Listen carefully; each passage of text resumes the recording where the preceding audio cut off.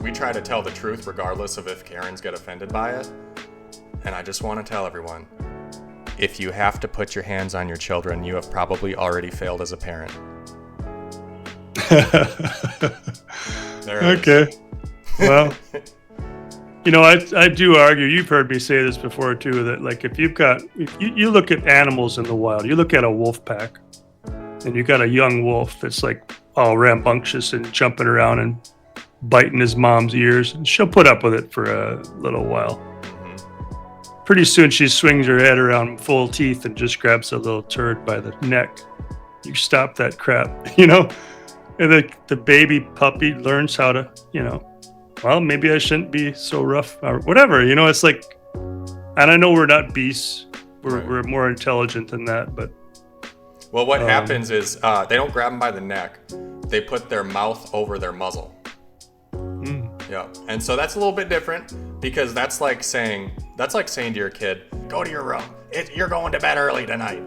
That's the kind of same thing, I think, as the mother dog or the daddy dog or the cousin dog, whatever, putting his mouth over the nuzzle of the puppy. Because although it is physical, wolves communicate in physical ways. So of course it's going to be physical, but it's not physical in the sense that it like actually hurts anything. It doesn't even hurt the puppy. Yeah, and I mean, if you're hurting your child when you're spanking them, you're doing it wrong. So I'm just saying. Yeah. It's more of it's supposed to be like more of a psychological like, hey, wait, you're my mom or you're my dad, and you're supposed to love me, and you're not loving me right now, and it's like it's a shocking thing, Yeah, no, it makes you cry. When you're talking about spanking, we're not talking about genuine physical abuse to a child. What you're talking about is more of a psychological punishment for a child. Yeah. Just to be clear about It's a neurological connection is what it is. So the child is, like you've seen these kids, 3-4-year-old kids at the grocery store, and they're literally walking around like this the whole time. But, then there's all of a sudden there's a neurological connection in their brain, right? That says, okay, what I just did isn't working. So we're going to not connect that neurological thing. We're going to connect it somewhere else. And over time, they figure out if I want to communicate, I've got to do it in a different way. So now by the time you're 4 years old, you're not manipulating your parent 24 hours a day with all this yelling and fussing and throwing a tantrum. You're actually doing something productive. You're walking around the grocery store and you're looking at, you're people watching, or I don't know. I mean, whatever kids do in a grocery store, you're looking at the numbers on the shelf or doing. I used to try to count all the stuff that my mom was putting in the cart. I used to look at the price tag on the shelf and add up the entire grocery bill before we got to the till and see how close I was. Yep.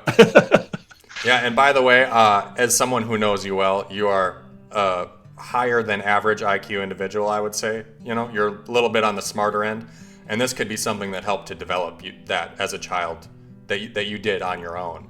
Because instead of throwing a fit and acting like a brat in the grocery store, you're in there working on numbers, and you're a real numbers guy. I know you like that geometry and all those weird, witchcrafty things that I don't understand.